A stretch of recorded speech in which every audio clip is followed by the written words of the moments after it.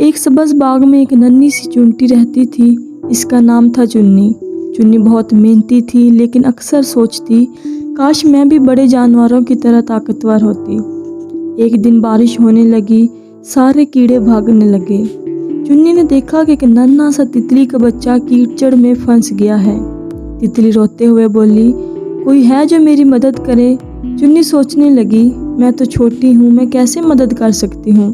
لیکن پھر اس نے ہمت کی اور تتلی کے پروں کو تھوڑا سا کھینچا۔ ہلکی ہلکی کوشش سے تتلی باہر نکل آئی۔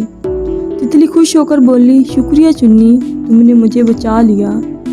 چنی کو یقین نہ آیا کہ اس نے یہ کارنامہ کر دکھایا ہے۔